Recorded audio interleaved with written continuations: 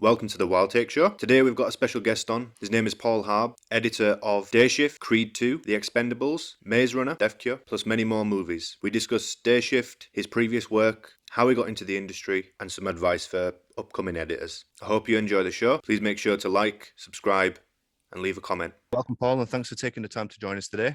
No problem. We're going to get started by asking how the film came about, if you're aware, and how did you get involved?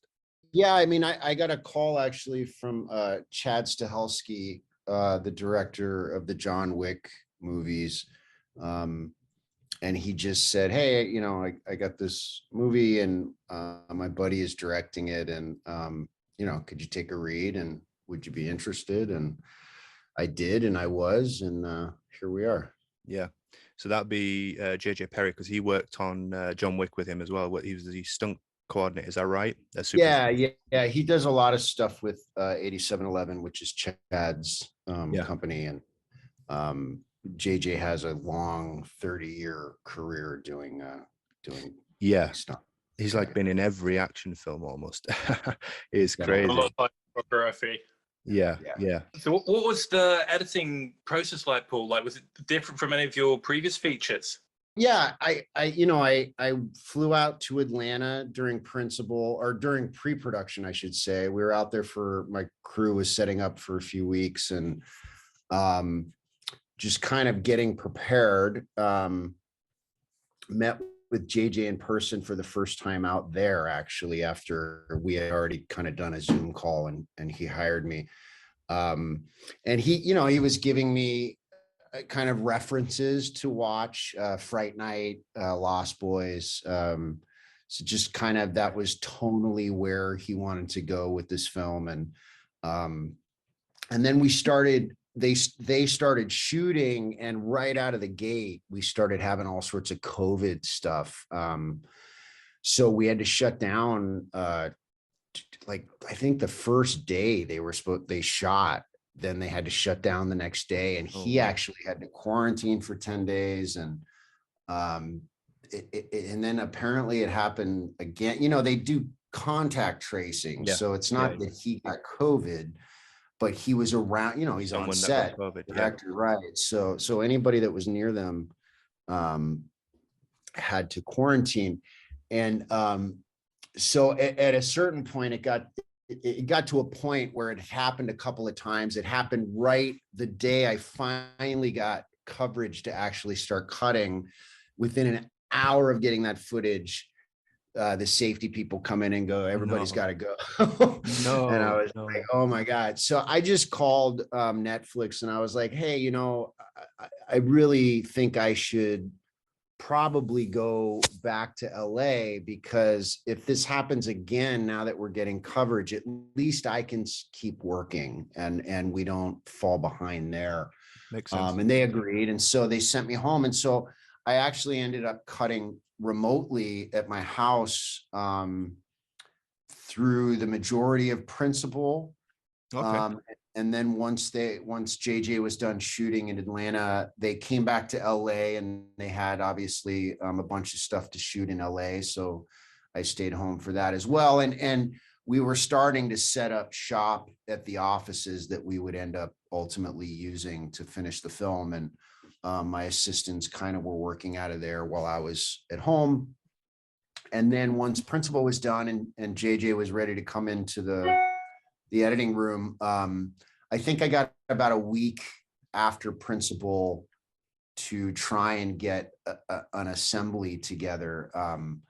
I will say this is one of the first films where I actually had everything assembled when the director walked in. That seems to be a bit of a luxury these days with these schedules, right? And the amount of coverage that directors get a lot these days. Yeah. And JJ shoots big action set pieces, so there was a ton of stuff. I think actually the only thing that hadn't quite been assembled was the car chase through the LA. Okay. But very close. And then so yeah, the first day he came in and watched it, I think the assembly was probably 3 hours and Jeez, 40 minutes or something crazy like that. that's insane. No, maybe not. Just over 3 hours, actually, I should say. So obviously too long. And a lot of that was just some shoe leather stuff, walking from point A to point B. And so he, you know, he watched it. He seemed a little shell shocked at what it was. But I assured, you know, look, this is the process, right? Like, we're gonna get into it. And just the fact, I was just happy that it was assembled. And my assemblies are pretty tight usually, even though it sounds like it's loose. It's not. It's just a lot of extra stuff that's not needed for the story. Okay. But the dramatic scenes, the action scenes, those, you know, I kind of came under the tutelage of Sylvester Stallone. So he kind of trained me to cut tight assemblies. He wants to see a finished version, or at least my version of what he shot before he digs into it, you know. So he left and he came back, and we spent probably the first 2 weeks just cutting time out. He really wanted to get the runtime down. He didn't want it to be a long movie, which is, you know, understandable with what the genre is and the tone of the movie. You can only kind of sustain that for so long before it's not working. So we spent a lot of time with that. And and then we had a 10-week director cut. We showed the studio the director's cut, go through their notes, went through their notes, decided that we needed some reshoot. Actually, we did one preview first through Netflix's, this was a new thing for me. Normally I'm used to previewing in a theater. Right. This was done through their service, where they have like a group of people, I guess you can sign up for being kind of a test audience for their upcoming stuff. So it was cool. Like they did that. And then we did a Zoom call afterwards with focus group and got feedback. And it was decided that we should probably do some reshoots to try and plug some story holes and pick up some stuff. And so we did that. And JJ actually ended up having to take a job in Europe kind of right after that. And so I ended up going down to 8711 and working with Chad Stahelski for a bit. On the movie, and then, you know, working towards our second preview, which we did in a theater, scored very well in the theater with a crowd. You know, a movie like this, I think, works better in a room full of people. There, you know, comedy is I agree with that, right? I agree with that. So it scored really well. You know, we took it back and tweaked some stuff here and there, and played with the music quite a bit. And Tyler Bates came in and started feeding us some really awesome score. And were there any scenes that you had to cut but would have liked to have kept in? I'm trying to think if there's anything that ended up out that I missed. No, I mean, most of it's there. We cut out some scenes, but they weren't scenes that I miss in particularly. I think they weren't servicing the story very well, and they were they kind of convoluted some things. So we were trying to simplify some of this stuff. And just the runtime, again, like it was unnecessary, and it just added to runtime, made it feel slower. And it wasn't really doing much for us. So there were a couple of scenes that did not end up in the movie, but I wouldn't say I miss it at all. No. Taking those into account as well, Paul, were there many changes from the original script compared to what we saw on the screen then? The script read really well. Look, everybody has their own interpretation of a script when they read it, right? So the director is taking and kind of visualizing and shooting their interpretation of that script. It wasn't entirely different. There was nothing big that I can think of that changed from the script. No. In fact, when I read the script, actually, I thought, it felt, when I read the script, it felt like John Wick with vampires. Like that was, and it may have been a preconceived thing in my head because it was Chad, you know what I mean? Because Chad was a producer on this, and I just knew JJ's work from the past. Ironically, we didn't know this, or I've actually edited other movies that he had done second unit stuff on, like some of the Expendables stuff. And so I'm, was well aware of kind of the skill level of JJ with the action stuff. So in my head, I when I was reading the script, that's how I pictured it, was John Wick with vampires. There was a lot of comedic stuff in there as well. But it just felt, it read like an old 80, I'm older, I'm just turned 50. So it read like an old 80s big spectacle action goofy movie, and I think that tone was important, finding that tone and keeping it while we were editing. Musically, the music is so important to how it feels when you're watching it. Definitely. So I really kind of leaned in musically to the buddy cop thing, which I thought really stood out. So yeah, and just making it fun. Like in my head when we were editing, JJ and I talked at length about, everything needs to be fun. If it's being played too seriously, it doesn't really work, I so got that feeling. Right. Like I think on that level, it works well if you just kind of grab some popcorn and just don't take it too seriously. Exactly. It's fun. The action's bananas, and I think that's definitely one of the best elements of the film, that it doesn't take itself too seriously. What was the most enjoyable part of the project for you? I mean, was there any specific part? It was announced in 2020, wasn't it, the project initially? And then obviously, like you said, there was COVID. I believe it was. Yeah. I mean, 2020 was way before I knew anything about it. Okay. Yeah. So I mean, I was called,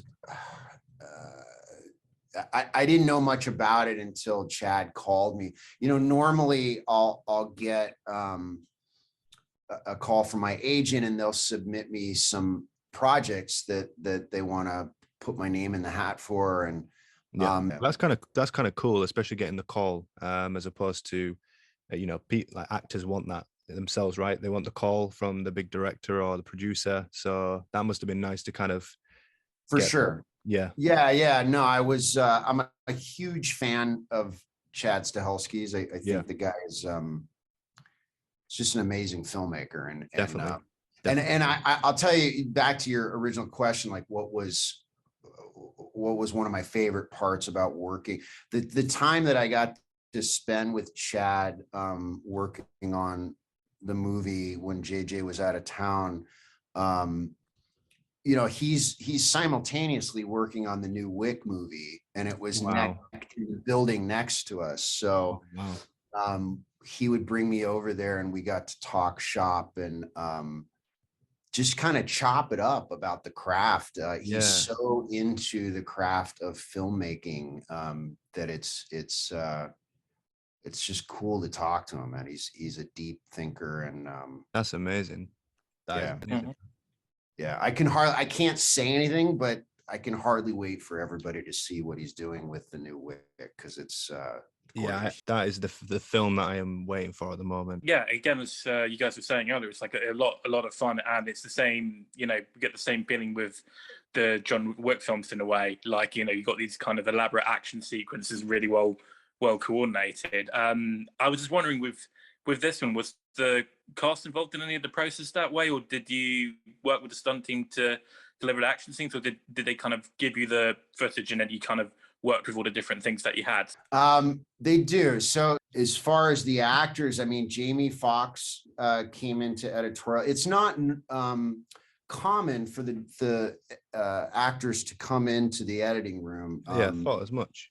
It's difficult for actors, I think. You know, they're looking at they're looking at their performance more than anything, right? Jamie's a bit different, I think, because he's a producer. I mean, the guy is a multiple threat, right? What is he? Yeah, he is something special, that guy. Yeah, he's amazing. I just read something. Somebody was saying he's the closest thing we have to a Rat Packer, and I was like, that's a really good. He does everything. Definitely. Literally does everything. He does. He's crazy talented, and so it was great. And he's a producer on this as well. So he's able to come in as a producer and give insight. And it was actually refreshing because he didn't get bogged down in his own performance at all. He was looking at it like a producer. And oh wow! So we definitely got feedback from Jamie and his camp. Yeah, I think he's the only.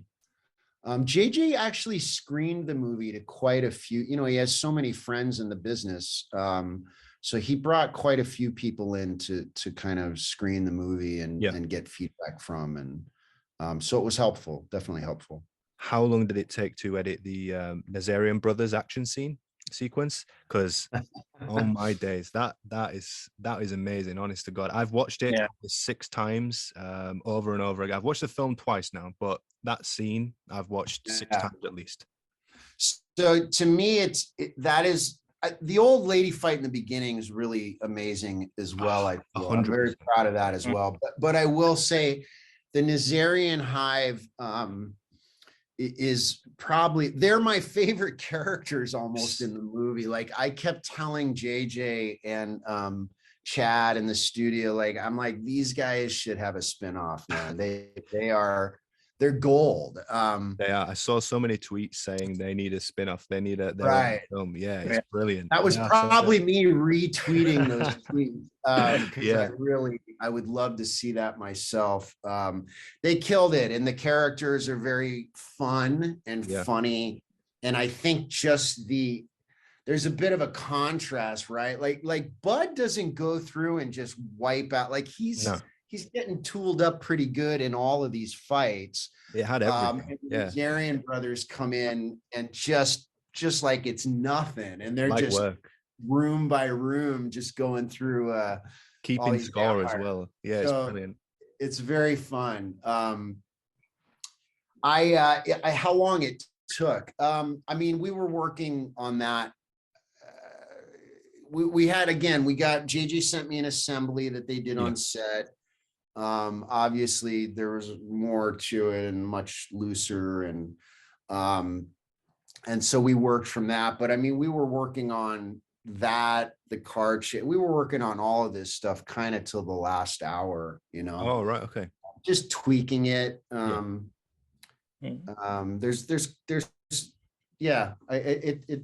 worked on it it's hard for me to quantify what the time was. It wasn't like you just spent one particular set time on that one sequence. Right. The assembly came together fairly easy. JJ shoots action in a way where he knows kind of what he wants from, you know, this angle from A to B in the choreography, from B to C, you know what I mean? Like so the assembly is quite helpful, again, with just what JJ's intent was on this stuff. So that kind of sped up the process a bit more than normal. And then it's a matter of going in and finding the pacing and the rhythm and you know, making things pop more, and some clarity and stuff like that, you know. Yeah, definitely. No, I that scene for me, because like you've just said, there is that element of like where the brothers, he stabs the guy in the face with a sword, and then he throws the other vampire, cuts his head off, and even the shot dropping from like a close up to straight to a low angle, so the body falls to the camera. Like every little detail was just covered in that scene, and it's just cutting beautifully between all the kind of different things going on with everyone. Like there was, I think, two really good bits as well with Scott Adkins. One like a side view when he's doing his spin kick, and then obviously when he saves Franco and does that spin kick where he just decapitates that goal. Yeah. It was just it just came together really well. There's so many like little bits there. Yeah. JJ's good at clarity. I mean, he's a pro at the action, man. And I've worked on a lot of action movies where maybe the director's more covering everything with a bunch of camera angles. JJ doesn't do that. He knows what he wants, and he knows where he wants to be for the most part. And so it creates a clarity to the action. You know what I mean? Yeah, where you understand where everybody is, you understand what they're doing. And sometimes, they're some of these movies are the whole handheld shaky cam and over edited, and where you're kind of lost, and I'm not a huge fan of, even though I've cut movies like that, I'm not a huge fan of that style. I'm much more into the poetry and the choreography of action. And I think JJ, I think Chad are really good at that stuff, Yeah, you can see, I mean, you can definitely see that. The sequences, again, even the first sequence with the old lady, that's insane too. Like just like the way the shot of how you see in the mirror, you can see the clothes, but you can't see the body, and then all of a sudden, real good. Yeah, so you can see. Have you guys ever seen Evil Dead 2? Yes. Yeah. So that's what that sequence, man, I just kept going. This is because I love Evil Dead 2 in particular. And that's what this reminded. It's so ridiculous, over the top, and really comical. Like, he is getting trashed in the same way Ash is getting trashed in the cabin, and fighting with his own hand. And like, I am such a huge fan of Sam Raimi and that movie in particular. And this really reminded me of that, with the old lady bending over backwards, the projectile vomiting, and him slipping on the vomit. Like, these are very comical moments in this kind of very violent sequence. So to me, it's fun. It's really fun. I really enjoy that sequence. Yeah. No, definitely, and it works as well. That's the thing. It's not like it's over the top or like too gaggy either. Like it fits. It's subtle, as opposed to it's just one big comedy sequence. It's in stages, and that works so well with it. But I think it set the tone for what you're about to see. Like, it 100%. Lets the audience know, like, you're about to go for a bit of a ride here. This isn't just a straight-ahead dark vampire action movie. This is fun. Yeah, exactly. Yeah, I mean, there's quite a lot of like standout sequences. So we said the Nazarian brothers, the opening, absolutely. I quite love how everything comes together at the end. We have Snoop Dogg coming back with a Gatling gun, and then everything kind of goes all over. We were hoping for the Nazarian brothers to come back again, but like what we got was still brilliant. I was just wondering, did you have a favorite scene yourself in the film? I mean, I would think sequence. The two we just talked about. I would say that the opening with the old lady and the Nazarian house are my favorite sequences. I think those really stand out. I mean, there's other moments I quite like. There's stuff that Dave Franco does that it just cracks me up. So there's some really great stuff in there. The bowling alley is pretty dope too. I gotta say, like, just from an editing point of view, that wasn't intercut. So Seth is sitting out in the car. And Bud is in there fighting, and those in the script, those played as separate scenes. Bud fought, and then you would go out at the end and see him. And it's just kind of one of these happy accidents that kind of reveal themselves in the edit room of finding this button when Seth is on the phone call with Seeger, his boss, and he says, where is he? And he's like, he's in a bowling alley. And then cutting back to Bud struggling with this vampire still, and then cutting back. There was something very comical about that. And the long pause, when we cut out, Dave Franco came into the editorial, and there's two scenes, that one and the one with Dave when he's waiting outside his apartment for Bud to pick him up. I extended the start of that scene. That's actually what you're seeing is before they yelled action. And so Dave's sitting there, and I tried to extend that pause of him just sitting there for as long as, for an uncomfortable length of time, because I found that very funny. I felt like it kind of went with the character to juxtapose that against Bud, like in this crazy fight and stuff. And I remember Dave going, why am I just sitting there? And I said, I was like, I think it's really funny. I think we did trim it back a little bit. I may have overplayed it just by a beat or so. But stuff like that, it's those are really funny moments to me that kind of happened in the edit room. The first time we see Seeger, there's a really funny moment where we just cut to them in the office, and we're just sitting there in silence as Seeger annoyingly is rocking back and forth, and you hear the squeaking of his chair. That to me is funny. That's not how that scene was intended. There's an entrance to that scene, and they sit down and all of that stuff. And so that's a funny little thing that kind of came up where you in the editing room, where I feel like a fun moment was created. Definitely. Some of the best moments are extend a little bit of this or a little bit of that, and it adds so much to the film. Yeah, it makes it. Those are. I mean, that's why I love what we do. You know what I mean? Like that's the kind of stuff. It's not on the page. It's not even necessarily happening on set that way, right? Like it's like, oh, how do we lean into how that character would be, or how do we kind of create a moment that makes sense to these characters?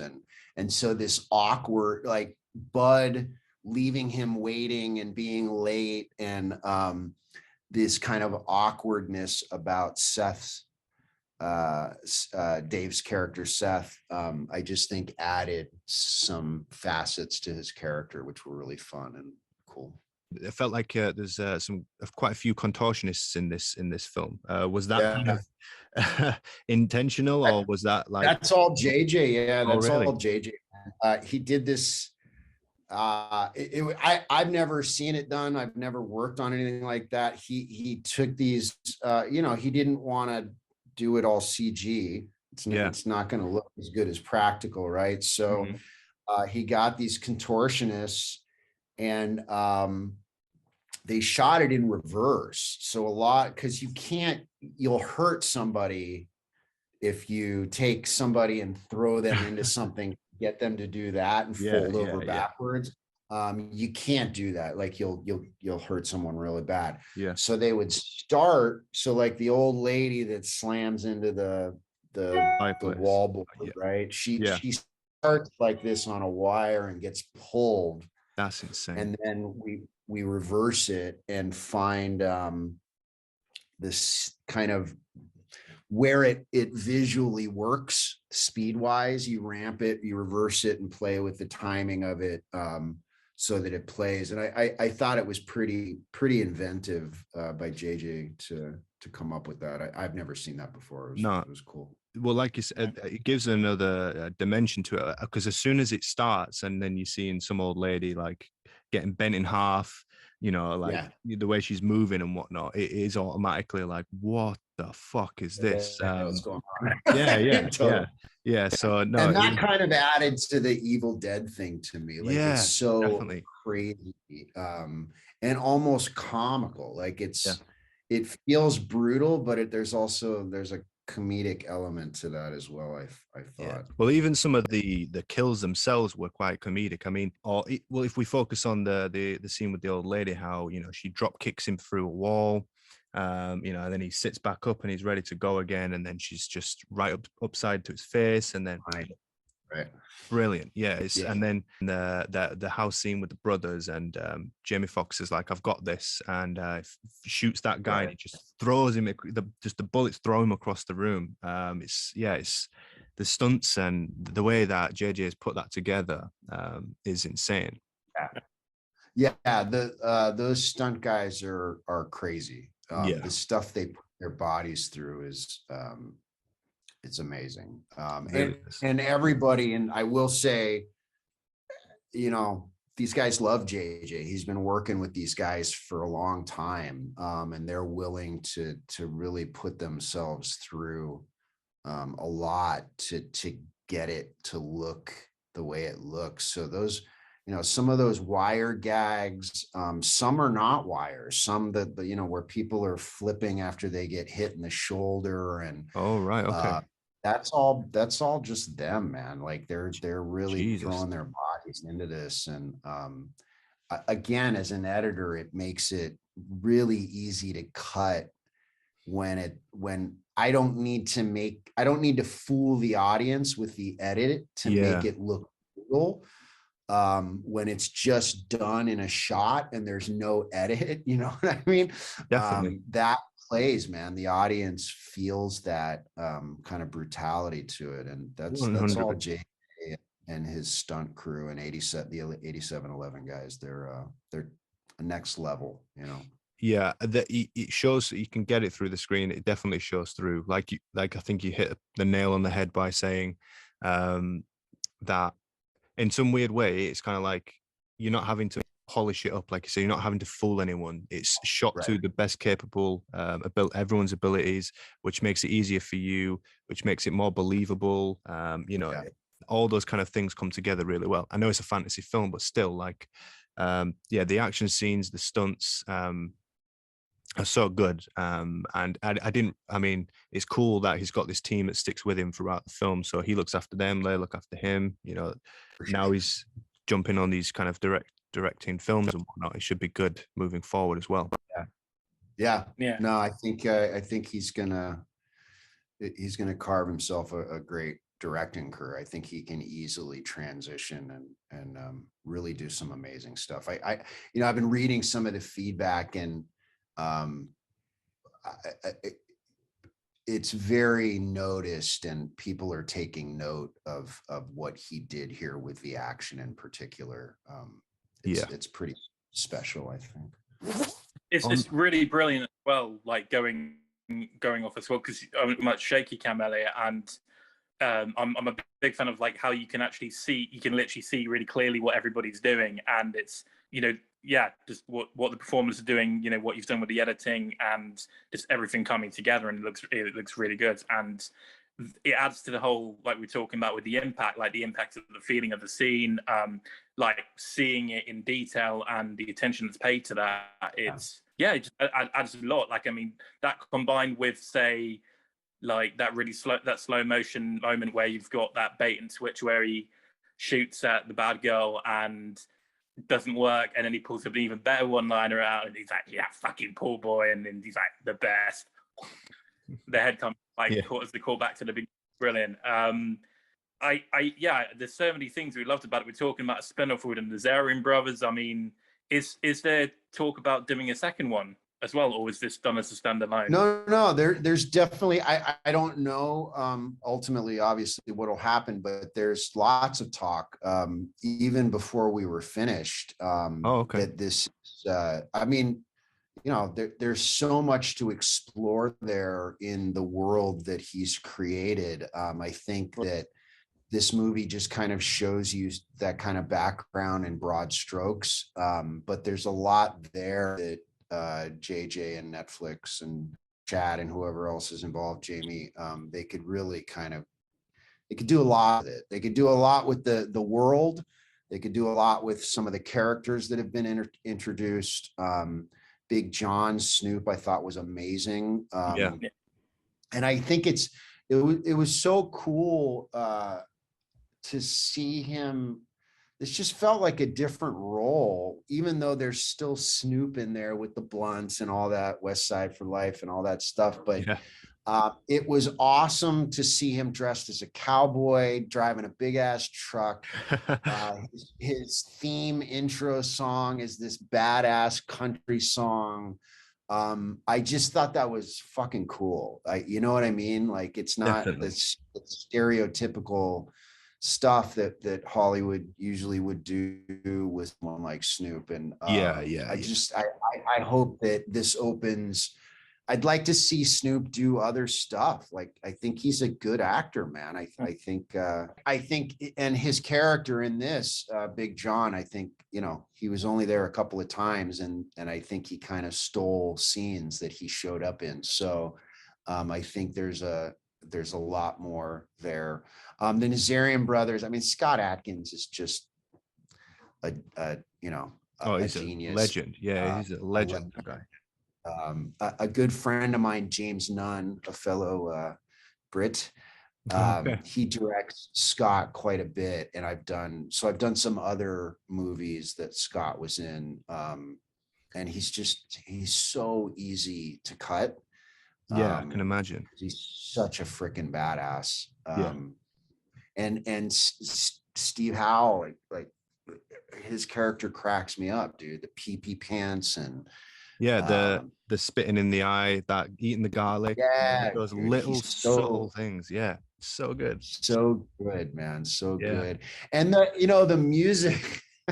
Another thing that happened in the edit room, when they're driving up, they're these Armenian brothers from Glendale, which, if you're from LA, there's a lot of Armenians in Glendale. Right. Okay. And just just what they did with those characters, but in particular the music that I chose, which, here's a little Easter egg. I'll give you a hint, a little sneak on the music that they're listening to is was a Castlevania from John Wick, from the club scene in John Wick. That's what's playing in their van when they drive up. The only reason I picked that is not even as a wink to John Wick, although I thought it just kind of worked out that way and was really cool and funny. But why I picked it was I just thought it was hysterical that these guys were like, 10 a.m. in the morning blasting this club music. You know what I mean? Yeah. Like, I don't know anybody that would listen to that type of music that loudly in the morning. So I just found that hysterical. That wasn't in the script. That was all just something. It was so funny that when we were in the edit room, everybody would be like, make it a little louder, like make it a little, you know what I mean? Yeah. Shake the license plate when they drive up, like really make it a moment. That's brilliant. And I thought it was really funny. Yeah. That's so good. Now that I liked as well with Heather and Seth, kind of that little relationship. You've got the brothers, you've got Big John, and then you've got Bud, and then even the daughter as well, saying she wants to be a vampire hunter when she's older. There's so many ways that this can be taken. Absolutely. So it'd be so good to see what they do with this, and hopefully. Seeger too. I want to mention Seeger. He's one of my favorite characters in that as well, and I would love to see him be forced back out in the field. I imagine he probably drives an old Firebird or a Trans Am, probably doing bumps of coke off the dashboard. You know what I mean? Like, he's so caught in the 70s. He brought it. He was very easy to cut as well. He does so much and adds so much that's not on the paper, that's not on the page. It was just I just found him very fun to cut and very funny as a character. I thought he really brought a lot to that character. Yeah, there were little subtleties with that. He reminded there was like a little bit of Danny McBride almost from him. That's what that kind of vibe that I get, you know. Yes, So love yeah, David McBride. yeah, Yeah, yeah. and So I was just going to say as well, just riffing what you guys were saying, there was this little moments in The Office, like when Snoop goes out of the room and then he starts kind of like, I'm watching you every step you take, and it's kind of going on, and Snoop comes back in, but it's their problem. It's like, no, it's fine. yeah, was that that almost felt like character. to the song as well? Every breath you take, every move you make. That's where I saw it was So going. here's what that is. Here's what happened there. That is what it is. I'm glad Yeah. you caught it. Not Yeah. everybody's catching it because there was some concern about the legalities of that. On the set, he actually does it in the tone of the song. What you're hearing in the movie, we had to ADR to make it more monotone to try and take away from that a bit. Right. There's Okay. also a line. Here's something I miss. Going back to your earlier question, not a scene, but a moment. He does that in the tone of the song. And Bud says, "Is that Sting?" Right as Snoop walks in. It was very funny. Very clear what it is, very funny, great pop culture reference. But legally, we didn't have the rights to that song, and it was in an area where we felt like we needed to kind of pull it back a little bit. So it's a little bit muted to what it could have been, but still a fun moment for sure. Yeah, in some senses, with him saying it like that, it still works because there's almost, it comes across like he doesn't even realize he's doing it himself. You know? So it kind of works. You can almost, Jamie Foxx looks like he's thinking, is he singing that song? And then from that, you know, so it kind of works still. But it would have been funny. You read it that way. That's how I read it as well. When we changed it, I'm trying to, because I missed what was there, obviously, right? And as an editor, sometimes you have to at a certain point let go of things. And if there's a directive to do something else or go in a different direction, you want to make that the best it can be. So I'm glad that you recognized it. And I actually had the same feeling off of Bud's look, which is what you just said, that it feels like he's already saying that in his head, you know what I mean? And that thought gets cut off by Big John walking in. So one thing I did like about it was when Seth, from another comedic standpoint, is when he's talking about draining the woman next to him at the end. Should I drain her? Because she's pissed him off and she'd stole his yogurt from the beginning, and how this in a way, like you see Franco's character go from kind of this weak, pathetic kind of, you know, nervous guy to, as soon as he becomes a vampire, you know, he's full on, like, where like he definitely has the most, in my opinion, he has the most thorough arc. Because of what you're saying, like he kind of he changes, right? Like he changes through the movie, physically, literally, and metaphorically. So there's a funny thing at the end. Carol is his co-worker's name. I cracked up at that scene. And there's all sorts of, you know, I mean, Jamie's such an amazing comedian, and people don't remember, like I'm old enough to remember In Living Color and Jamie's stand-up back in the day. And he's just got amazing comedic timing and just on the fly, like he's ad-libbing. So and Franco as well, like there was a lot of ad-libbing going on. So things like that with Carol, there were different versions that Franco had done for that. But it's a fun little, I love the part that he says at the end, which cracks me up the most, is, well, maybe if there's a chance encounter outside her house at night or something. That's it. That is it. Yeah. It's pretty funny. Yeah, no, definitely. And with Jamie as well, you are right. Yeah. Yeah, the scene where he cuts Seth's head off. First of all, I was like, shit, he can't be dead that quick. Like that can't, every vampire we've seen that happen to, they're dead, they're done. So I was like, they can't just kill him off like that. I mean, it would have been crazy, but and then afterwards, it's like, I'm sorry, he came at me, and it's just that subtle kind of.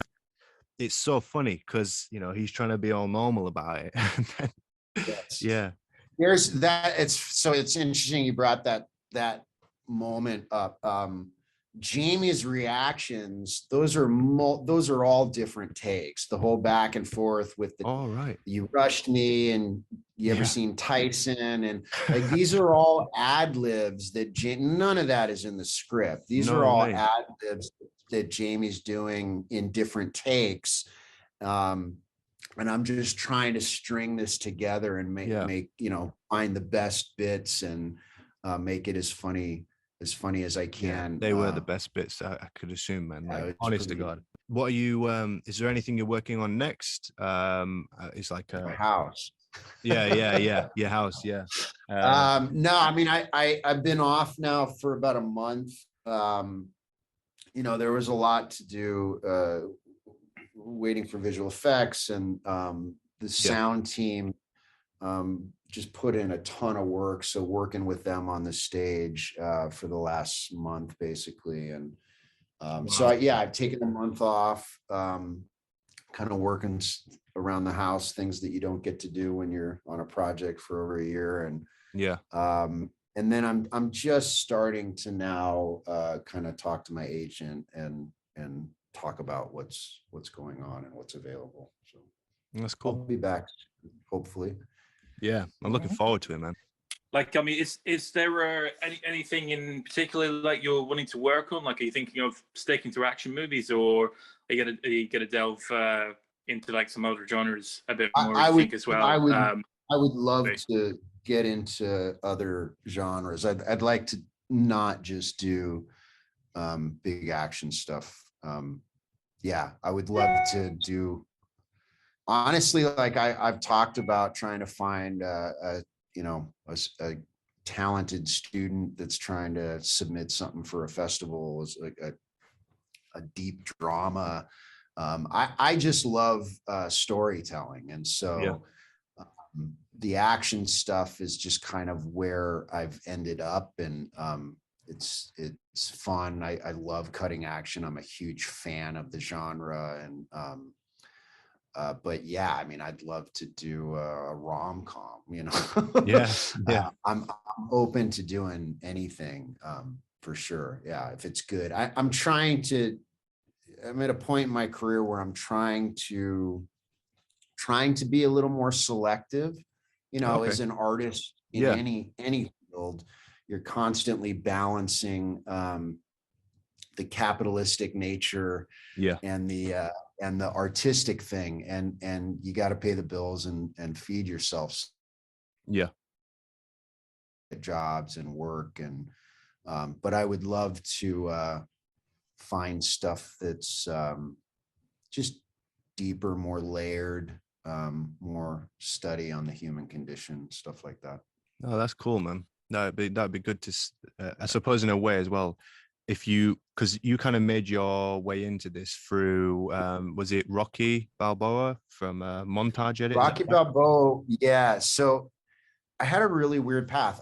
I was a video director and producer and editor for just over 10 years, working with musicians and touring. I was a touring producer, video producer. Right.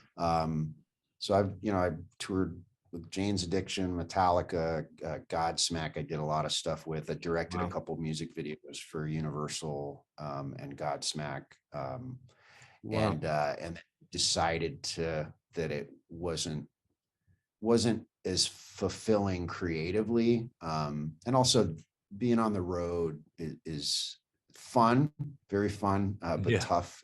It can grind you down. But more than that, I wanted to work on long form narrative. This was all more short form, flashy, you know what I mean? Which is fun. So yeah, I had a weird path, and my buddy Sean Albertson called me one day. I had just gotten off of Lollapalooza actually in 2003, and he called me, and he had been hired to do Rocky Balboa, and they let go, Sly let go of one of the other editor. And that was my first, believe it or not, my first feature.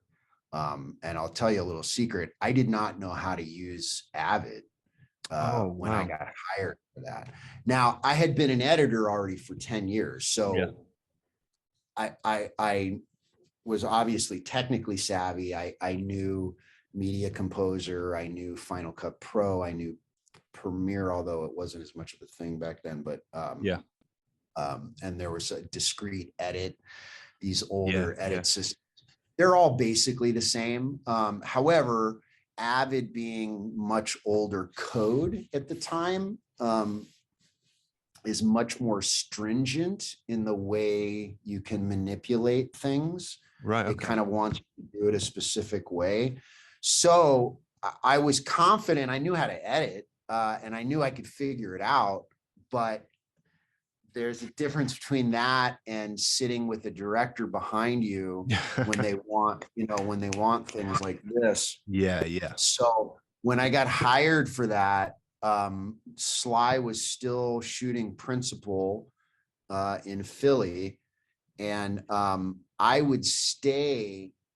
We had rented this house up in Bel Air. That's where we cut the movie. Really cool place to cut a movie. Although I don't think the neighbors were too happy, but whatever. And I would stay till 3, 4 in the morning just to kind of get comfortable and figure out how to get the software to do what I wanted it to do quickly. So yeah, it was very stressful, very nerve-wracking. The time Sly got back, I had kind of figured it all out, and I was kind of flying. That's good, man. That's inspirational as well, because I think a lot of people think that they can't get into the industry for, like, even Avid now, I believe they offer a free version. So you can even jump in on that now, because it was like the go-to software, and now a lot of people are using DaVinci Resolve. Like, so me and Dylan, we've used DaVinci Resolve, Final Cut Pro, Adobe, and like you say, you can most of it is transferable. It's just navigating the overall systems for Avid.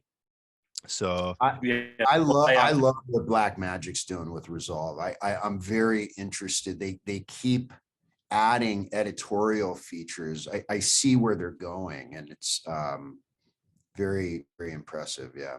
No, they are good. I mean, we were primarily focused with Premiere Pro, just for like general video stuff, and then DaVinci now with the fact of like how good the color grading is, and everything's in there. Like, it's so good. But have you got all the A's and the ins and outs and the hardware. Yeah, exactly. And the free version offers so much, and it's like £250 for the full pro version. You cannot go wrong with that in this day and age now. So is there is directing maybe something that you look like, producing and directing features, something that maybe you would look to do further down the line? Sure, no, I mean, I have produced some stuff. I produced a documentary for a buddy of mine, Frank Meyer, who did a documentary a couple years ago on Hellraiser, who was a hip hop artist in a group called Sons of Man, which was a Wu-Tang affiliate. They helped produce that. I've produced some other stuff, and then, like I said, I've directed some music videos and produced back then. So, and I would definitely producing. I would think about directing. It would kind of depend on. I would have to direct something and throw it. Directing is tough, man. And it's very it's a long process from concept to finishing for a director. Yeah. And it takes a lot out of you. It takes a lot of your life, and it takes a lot out of you to do it right. Mm-hmm. And I wouldn't want to do it unless I was doing it right. And so Yeah. I know how I am. I know how I throw myself into something. And I pay a price, as do most people that throw themselves into something that hard. So to direct, it would have to be something that I read or an idea that I came up with, and that was so like, I have to do this. You know what I mean? Yeah. I love editing. I love the process of editing. It's so deep and so layered that I would be satisfied just doing this the rest of my life. I really enjoy collaborating on films, and yeah, so I'm okay. No, that makes sense. I mean, again, editing is such a big part, and I think a lot of people don't realize that. Even this podcast, we've been kind of, we're still trying to figure out where we're going to go with it.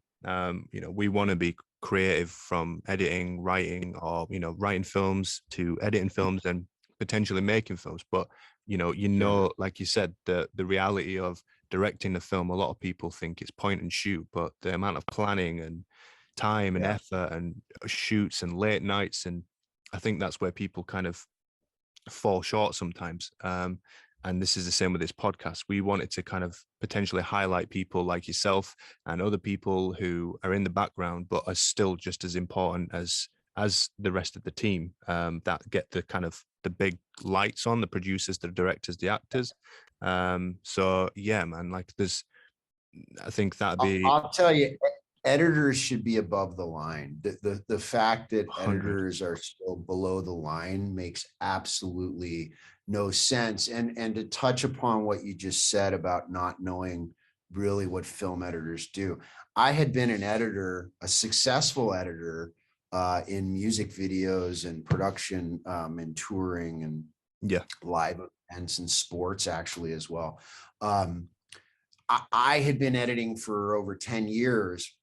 And even though I knew I wanted to get into long form narrative, I didn't even understand what a film editor really did. I liken it to sculpting or a chef, or it's you end up with this kind of clump of clay from all these different elements, or all these different ingredients from all these different places. And there's an infinite amount of ways to present that to service the story, right? It's very subjective. So you can kind of go a little crazy second guessing yourself. But it's been so rewarding once I've really kind of wrapped my head around how deep the process is. It's a constant rewriting I kind of think of like a screenwriter, which I'm not, but any good screenwriter read is the draft will be there, the first draft, and there's so much rewriting that goes on to kind of mold and shape this thing into hopefully something really great. Same with a sculpture, right? Like you end up with this clump of clay, you end up making a form out of it, which takes a lot of time. But then all those little details is a whole other separate kind of pass, so to speak, right? And it took me quite a few years to, having not gone to film school and kind of figuring this out just by watching films, and obviously having Sly as a mentor was huge. The guy's a brilliant filmmaker. Definitely. But it took me a while to be okay with my assembly being this bloated, horrible thing. You know what I mean? I used to kill myself, but you got to show the director something when they come back, And I used to just kill myself to the point of like it was stifling, you know what I mean? Like you're so second guessing everything and so want it to be great, whatever that is. And it can really be a detriment. And I think once I allowed myself to understand that filmmaking, film editing, unlike other types of editing, even TV, because the time frame is so different. Yeah. There are stages to that, artistic stages and technical stages that you have to kind of be okay with. And so that first stage, that first assembly is my least favorite part of the process because it's the most painful, because there's too much there. There are too many options, you know, and you have to make decisions to what you think is correct. Again, whatever that means. So that process, I'm much better now, and I'm much more relaxed now, and I don't stress out showing. I mean, it's still stressful, but not as much as it used to be showing a director a first cut of something. Because I know that where it's going to get to, you know what I mean? I know there are many more stages and many more rewrites in that edit that are going to happen to get to where we ultimately will get to. And so I would say be fearless. And that came from Stallone. I mean, he really very unfiltered guy. I remember one time, the first time I was working with him, he was like, he wanted me to get rid. First of all, he spent all this time shooting this amazing stuff, right? And he used to always say, you go with your gut, you know, and he would get mad at me and kind of snap at me if I would say, well, the script, and this was very early on, I'd be like, well, the script is this. I'll never forget one time he took the script when I said, well, in the script, it says blah, blah, blah. He took the script and literally threw, and these are huge binders, right? He threw it out, because it's not the script, it's a line script. So it's the script with all the scripties notes and everything.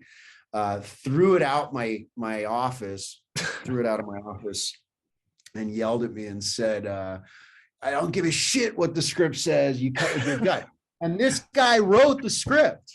You know what I mean? That's like he's brilliant. the writer of the script. He's the director. He's the one that took a week or 2 weeks to shoot this thing that he's now telling me very passionately, he doesn't give a shit. It doesn't work. Get rid of it. You know, that's brilliant, man. And so it really taught me I have to trust my instincts. Right or wrong, it really doesn't matter, because again, it's a process. You're playing in this sandbox. You have time to play with ideas that are not necessarily the intent on the page, the intent on set, you know. What really matters ultimately is what happens in that editing room with the director and yourself. So yeah, it was nerve-wracking at first, but it really has made me much more confident and more fearless in my choices. And like I said earlier, figuring out that there are stages to my process, and that's okay. You can't get to the last stage on your first assembly, and that's okay.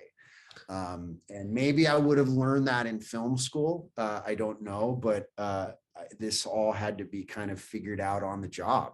No, I think that's the best way, if I'm honest, because me and Dylan were talking about this maybe just yesterday, how I'm a big believer in learning the fundamentals, and then you're being able to understand the basic fundamentals of whatever it is you're trying to get done. So as an editor, once you understand how to use the software or the process and kind of what that process is, you can that's how your creativity can come out, by understanding the technicals to a level where you're focusing on the creative process, as opposed to How does this work? You know, and I think a lot of people, when they go to film school, there's almost sometimes a one size fits all template, and some people will follow that, and that's fine.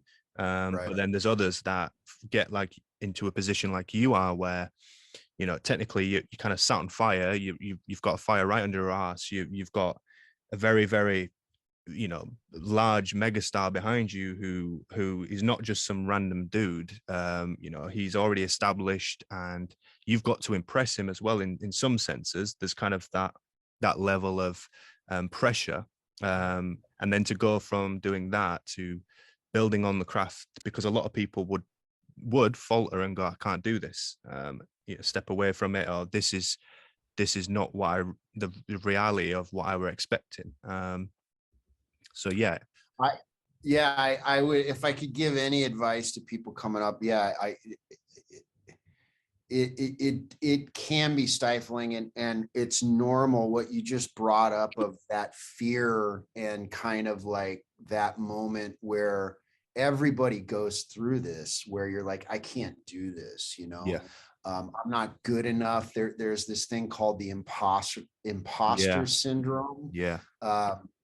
Which I think is just a common human thing when you're trying to move beyond your comfort zone, which is really just things you've done before and experiences you've already had. So you know what to expect. So it's much easier on you, right? When you start going outside of that and pushing yourself, and doing things you haven't done, you become much more unsure of your footing.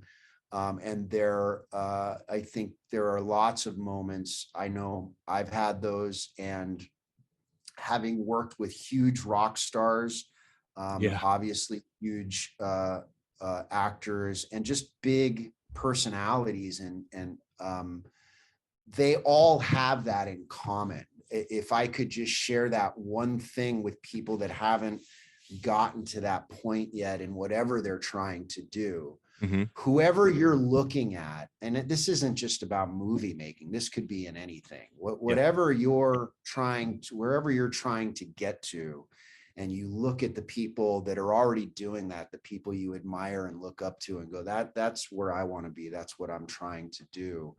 They all have that, whether they may not show it, and they probably don't at that point, but they all have it.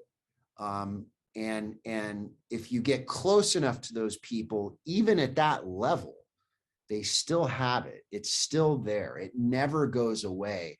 And I actually just believe that's what drives people anyway, that there's people that let that turn them away and change course.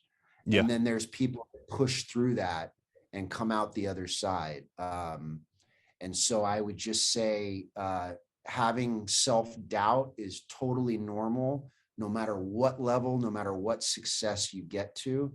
And just remind yourself of that. Like you just keep pushing through. And whatever happens. We're not curing cancer here. You know what I mean? We're not, so well, it's subjective again, isn't it? So, you know, you could put your heart and soul into something, and someone hate it, and then someone absolutely love it. Sure. You know, there's even studies that show that even on a particular day, that person might not like something. Next day, they might actually like it. There's so many different things, that variables that take place. And I think if you focus on people liking something, or focus too much on outside influences, it can cause you to not actually take any risk or take that next step for you as an individual. For sure. With the editing process, because you have Idiom, is it Idiom Pictures that you have? Idiom Pictures. Idiom is Sean Albertson and myself. So we did we produced that documentary about health Idiom. I was talking about. That's we also did we produced a short that was a pitch, basically. This director, Eric Bross, and his brother came up with this really cool concept. It was called Goliath.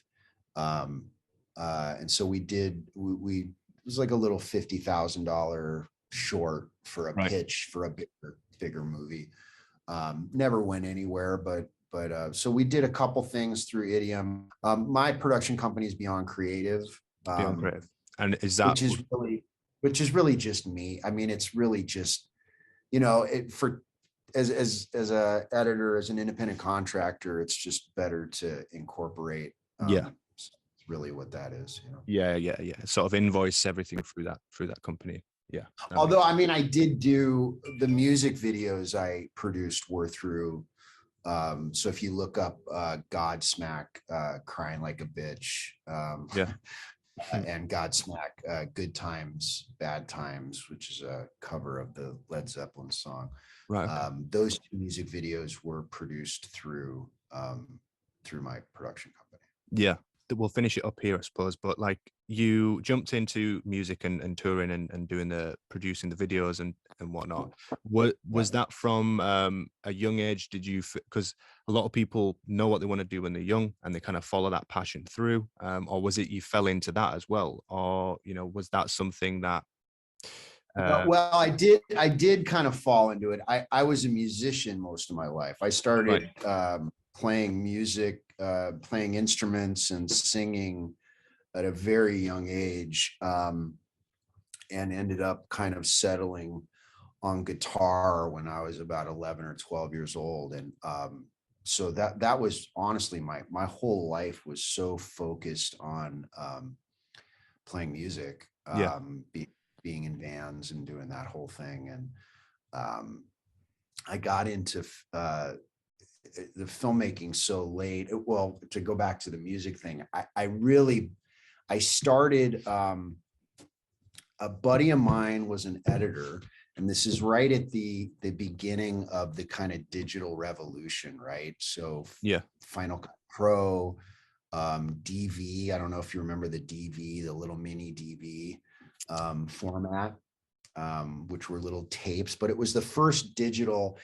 Everything got so affordable and democratized. This was back when Avids were still selling for $100,000 because it was tied to the hardware, right? You had Blackmagic, Grant Petty, who started Blackmagic. I think I'm doing this correctly. He used to be at a company called Digital Voodoo, I think was one of the first ones, which were basically just digital IO cards, right? That were super affordable, and you could just stick in your Mac. And then Apple and some of the other companies kind of opened up their software stuff. Actually, even before that, Apple with their DV connector that you just plugged into the camera and could get this amazing footage, really just kind of blasted the doors open for people that didn't have a lot of money, for people that didn't go to film school, to just start doing things.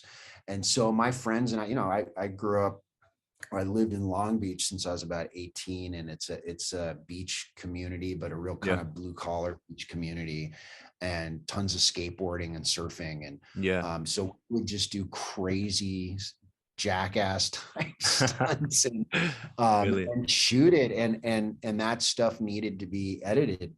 I actually started shooting camera for a lot of years.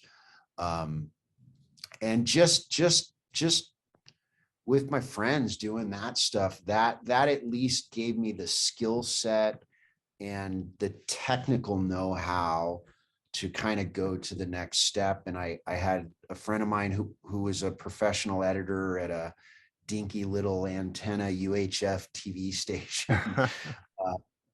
He said, like it was so run down and nobody was really, there was nothing going on there, and I didn't get paid. He's like, yeah, come down, you can mess with the stuff. And so I went on there and we were learning everything, like studio cameras, Grass Valley switchers. I did Chiron for a while. And I was still kind of focused on shooting and capturing stuff. And really the editing came about because I would never be satisfied, because I'm a control freak. I would never be satisfied with the result of the edit.